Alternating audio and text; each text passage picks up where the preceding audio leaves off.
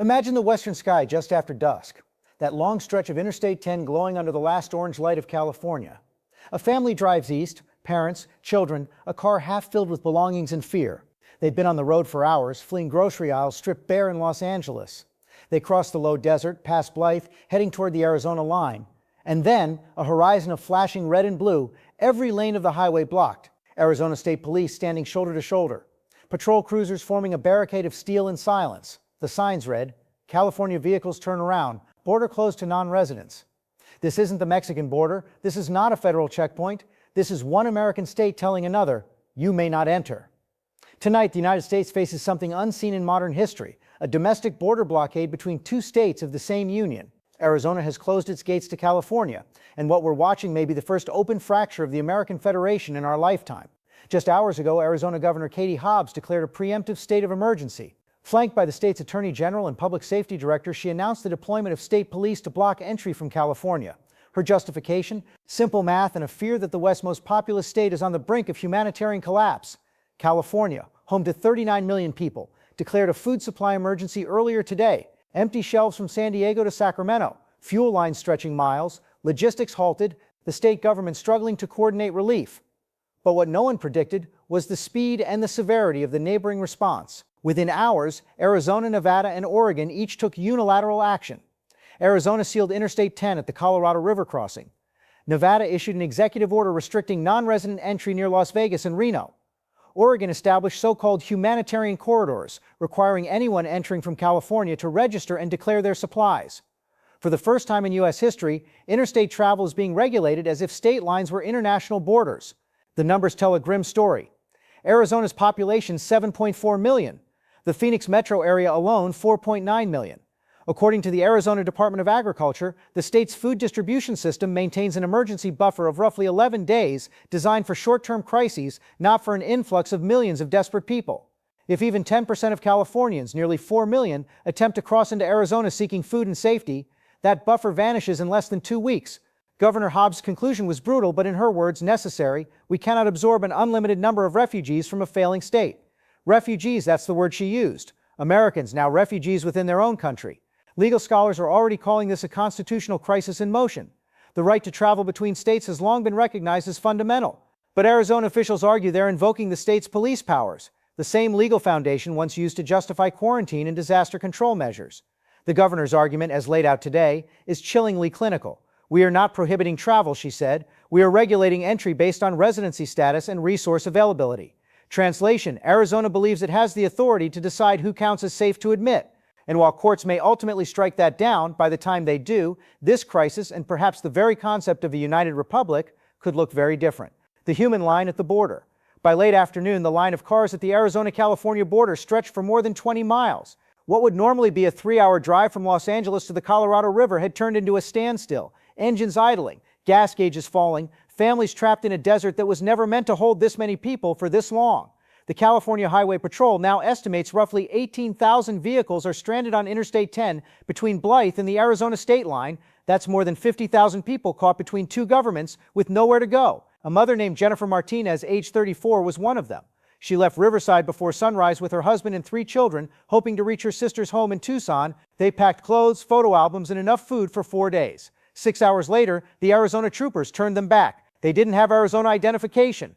Now they're sitting in the car nearly out of gas, their youngest child crying in the back seat. When asked by a local reporter what she planned to do, Jennifer said quietly, "We can't go forward and we can't go back. We're trapped." This isn't an abstract policy debate. It's the sound of a country breaking along lines that were never meant to be borders. The legal and economic earthquake. Governor Gavin Newsom, furious, held his own press conference 3 hours later. He called Arizona's action illegal, immoral, and un-American. California has now filed an emergency lawsuit in federal court, citing the Commerce Clause and the right to travel guaranteed under the Constitution. But lawsuits take time, days, maybe weeks, and constitutional rights mean little when you're sitting on a highway shoulder with no water. The reality is that Newsom has no jurisdiction in Arizona.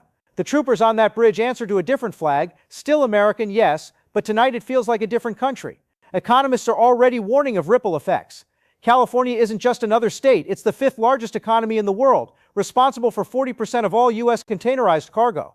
If its trade routes freeze, the rest of the nation catches the cold. A rapid response report from the University of Arizona Economic Policy Institute estimates that even a one-month disruption could shrink Arizona's economy by 8%. If the blockade fails and millions move east, the hit could reach 15%, a state-level recession inside what used to be one national economy.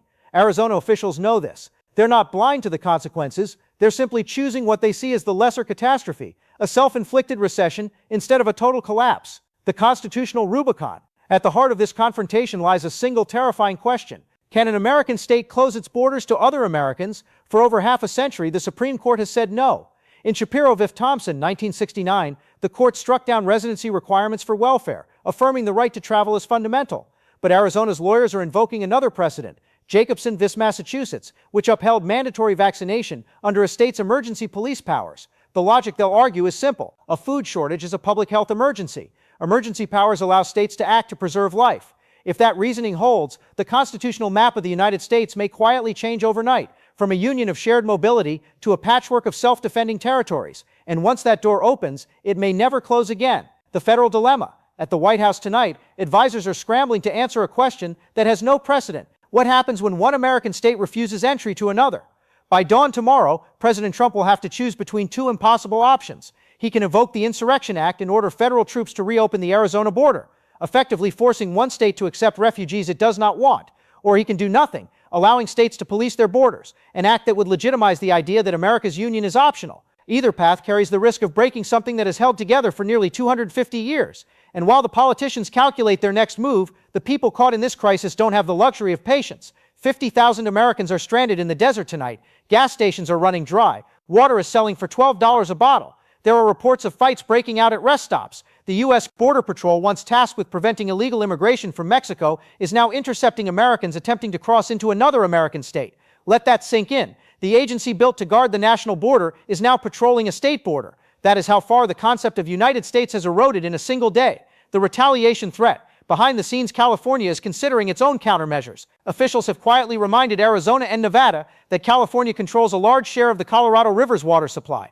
Under the century-old Colorado River Compact, California has the senior rights to the water that sustains both Phoenix and Las Vegas. If California wanted to, it could turn the tap off. And that wouldn't be a metaphorical war. It would be a literal one, fought over water, power, and survival. A constitutional scholar at Berkeley told me this evening, "We are in uncharted territory. The founders never anticipated a scenario in which states would weaponize their borders against each other. The Constitution assumes cooperation. It assumes good faith. When that breaks down, the entire system breaks down. The great fracture. So where does this end? It ends inevitably with federal intervention, but by then the damage may be irreversible. The trust that binds states together, that invisible thread of shared identity, once torn, is nearly impossible to repair. California's collapse didn't happen overnight. The food shortages, the trucking delays, the infrastructure failures, these were the warning signs. But we looked away, and now the richest state in America is being treated like a foreign land. In the next 48 hours, other states may follow Arizona's lead, each claiming necessity, each insisting, we're just protecting our people. And piece by piece, the map of the United States may begin to look less like a country and more like a collection of fortified regions,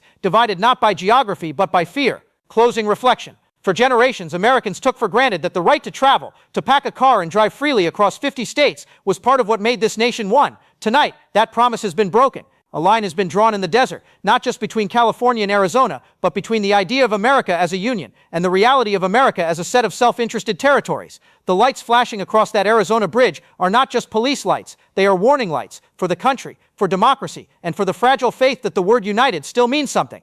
This is not about a border dispute. This is about whether the word America still describes a single nation or just the memory of one.